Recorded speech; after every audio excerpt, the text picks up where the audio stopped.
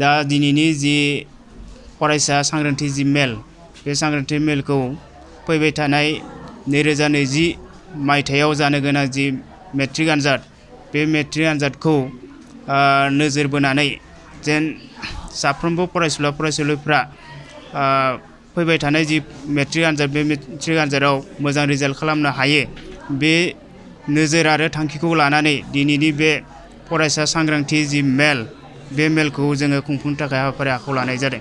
दिनैनि बे हाबाफारियाव आलासि महरै नोंथांमोना सोरखौ हांख्रायदों? दिनैनि बे हाबाफारियाव जों आलासि महरै बाक्सा जिल्ला दुलाराय बर' फरायसा आफादनि गाहाय नेहाथारि बासिराम रामसियारिखौ गाहाय आलासि महरै हांख्रायनाय जादों। बाक्सा जिल्लानि सिङाव थानाय बे जिएसबि बड' हाइ स्कुलाव आङो फैनानै गोजोननाय मोन्दों।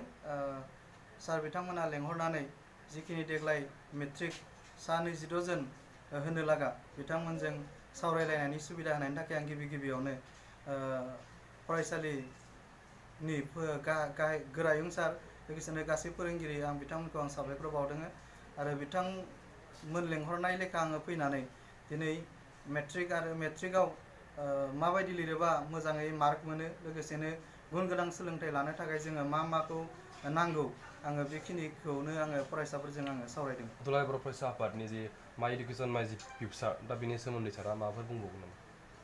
दुलाराय बर' फरायसा आफादा माइ इडुकेसन एन्ड माइ फिउचार होननाय मोनसे टीम लानानै थांनाय समनिफ्राय खामानि मावगासिनो दङ आरो बेनि गेजेरजों दुलाराय बुहुमाव थानाय बा आसामाव थानाय बर'फोरनो जे मोनसे गुन गोनां सोलोंथाइनि गेजेरजों जे मानसिया थांना थानो हायो बा सोलोंथाइनि गेजेरजोंसो जे मानसिया थांना थानो हायो दा बेखौ साफ्रोमबो फरायसाफोरनो मोनथिहोनो थाखाय बे टीमखौ लानानै खामानि मावदों। बे गोजौ फरायसालिल' नङा बे टीमखौ लानानै इउनिभार्सिटि लेभेलालागै आरो कलेजफोरावबो बे हाबाफारिखौ लानानै बा बे टीमखौ लानानै बे हाबाफारिखौ लानाय जादों।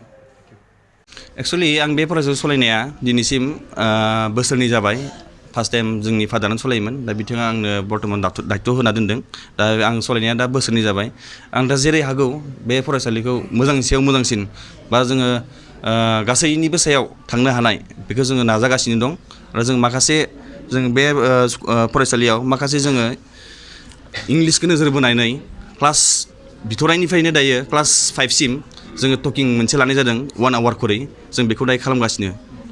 दिनैनि हाबाफारिनि गेजेरजों सारा गासै फरायसुला बिथांमोनखौ मा बुंनो सानो ओरैनो मा मेसेज होनो सानो ओरैनो? दा जों बेखौनो सानदों जों जेरैहाय लुबैदों बिथांमोनाबो जोंनि बोसोन आरो माखासे जोंनि थांखिखौ जेरैबायदि नाजानाय बेखौ बिथांमोना मोगथाङाव जाफुंहैयो। जोंथ' बिथांमोनखौ जोङो जेसे हागौ जोङो गोजौ लेभेलाव लांनो नाजागासिनो मोजां सोलोंथाइ लानो थाखाय जों बिदिनो खालामगासिनो लोगोसे आरो बिदिनो माखासे बोसोन आरो थांखिखौ नोजोर नायनानै जों माखासे सोरबा इन्टेलेक्सुयेलानो जा सोरबा हमना ला एबसुनियानो जा बा संगठनानो जा जों माखासे दैदेनगिरिफोरखौ नायनानै जोङो मा खालामदों बिथांमोननो माखासे बोसोनखौ होनो थाखाय जोङो माखासे प्रग्रामखौ जों लाबाय थानाय जादों।